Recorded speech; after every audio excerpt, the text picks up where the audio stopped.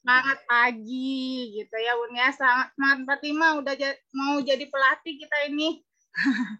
Oke, di sini saya akan memaparkan tentang konsep dasar PAUD dengan subtema PAUD holistik integratif. Nah,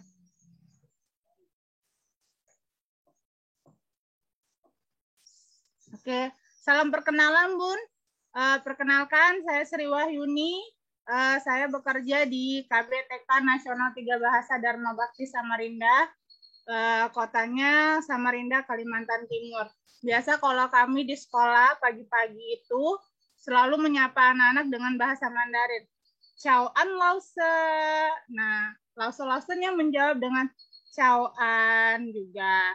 Nah, biasa saya di sekolah dipanggil dengan panggilan lause Yuni. Oke, saya lanjutkan ya Bunda. Tujuan dan indikator dari pembelajaran kita hari ini yaitu adalah memahami dan mampu menyampaikan kembali tentang apa sih PAUD holistik integratif secara efektif dan optimal. Indikatornya adalah kita sebagai pelatih mampu menjelaskan layanan PAUD holistik integratif serta penerapan layanan PAUD holistik integratif di satuan PAUD kita. Nah, silakan ya Bun. Apa sih PAUD HI itu atau holistik integratif? Silakan dijawab di kolom chat ya. Sambil kita menunggu, saya akan paparkan dulu pengertian pendidikan anak usia dini. Menurut pasal 1 angka 14 Undang-Undang Sisdiknas nomor 20/2003 yaitu suatu upaya pembinaan yang ditunjukkan kepada anak sejak lahir hingga dengan usia 6 tahun. Yang dilakukan melalui pemberian rangsangan pendidikan untuk membantu pertumbuhan dan perkembangan jasmani dan rohani, agar anak memiliki kesiapan dalam memasuki pendidikan lebih lanjut. Nah, ini yang sedang kita lakukan ya Bunda sebagai pendidik anak usia dini. Yaitu kalau di tempat saya karena ada kelompok bermain, jadi usia mereka adalah usia 2 tahun sampai 6 tahun. Nah, ini dia jawabannya. Terima kasih untuk bunda-bunda yang sudah menjawab. PAUD holistik integratif ada menurut Peraturan Presiden nomor 60 tahun 2013. PAUD holistik integratif merupakan penanganan anak usia dini secara utuh atau menyeluruh, berarti secara keseluruhan ya Bunda, yang mencangkup layanan gizi, kesehatan, pendidikan, pengasuhan, serta perlindungan untuk mengoptimalkan semua aspek perkembangan anak yang akan dilakukan secara terpadu oleh berbagai pemangku kepentingan di masyarakat, pemerintah daerah, dan pusat.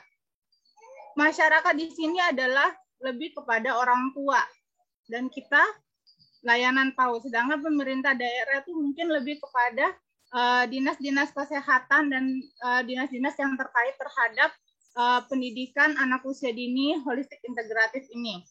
Nah, di sini saya juga ada pertanyaan lagi Bun, silakan dijawab di kolom chat ya. Aspek perkembangan apa saja yang ingin dioptimalkan? Silakan dijawab. Nah, sambil kita menunggu, saya akan jelaskan lagi. Penerapan layanan PAUD holistik integratif di satuan PAUD itu mencangkup 5 layanan. Yang pertama adalah layanan pendidikan. Yang kedua adalah layanan kesehatan, gizi, dan perawatan. Yang ketiga adalah layanan pengasuhan. Yang keempat adalah layanan perlindungan. Dan yang kelima adalah layanan kesejahteraan.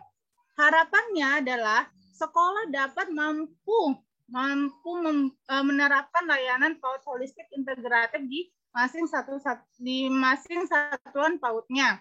Di sini di mana seluruh aspek pengembangan berbagai potensi anak yang mencakup. Nah, ini yang mau kita kembangkan tadi adalah nilai-nilai agama dan moral, fisik motorik, kognitif, bahasa, sosial emosional, dan seni. Diharapkan dapat memberikan layanan kesehatan, memberikan fasilitas kepada tenaga medis untuk melakukan deteksi dini tumbuh kembang. Nah, ini yang biasa kita juga lakukan ya Bunda ya. Biasa ada sekolah-sekolah bekerja sama dengan puskesmas untuk melakukan deteksi dini tumbuh kembang anak, DDTK. Kemudian layanan perbaikan gizi seperti pemberian vitamin A. Nah, itu juga sudah kita lakukan di sekolah masing-masing ya. Pemberian imunisasi, pemeriksaan kesehatan mata, telinga, dan mulut anak. Dan selanjutnya kita diharapkan juga memberikan layanan pengasuhan. Pengasuhan ini kita dapat lakukan bekerja sama dengan orang tua melalui program parenting, dapat diisi dengan penyuluhan, diskusi, seminar tentang pertumbuhan dan perkembangan anak. Kemudian anak mendapatkan layanan perlindungan. Bagian dari misi lembaga kita yaitu semua anak dan satuan PAUD harus terlindungi dari kekerasan fisik, dan ini sangat dilindungi oleh undang-undang kita ya tentang undang-undang perlindungan anak. Sehingga tidak ada lagi dan sekolah harus memastikan tidak ada lagi anak yang terkena bully atau kekerasan fisik ataupun ucapan oleh teman guru atau orang dewasa yang di sekitar lingkungan PAUD kita. Akhirnya, anak-anak mendapatkan layanan kesejahteraan, di mana bahwa satuan PAUD memperhatikan setiap anak, penuhi holistiknya, integratifnya, kebutuhan dasar anak-anak, yaitu kepastian identitas, kebutuhan fisik, dan kebutuhan rohaninya. Teman-teman mungkin sudah semua ya lakukan layanan PAUD holistik integratif ini di sekolah masing-masing. Sehingga kesimpulan dari saya adalah PAUD holistik integratif ini secara umum adalah terselenggaranya layanan pengembangan anak usia dini holistik integratif menuju terwujudnya anak Indonesia yang sehat, cerdas, ceria, dan berakhlak mulia.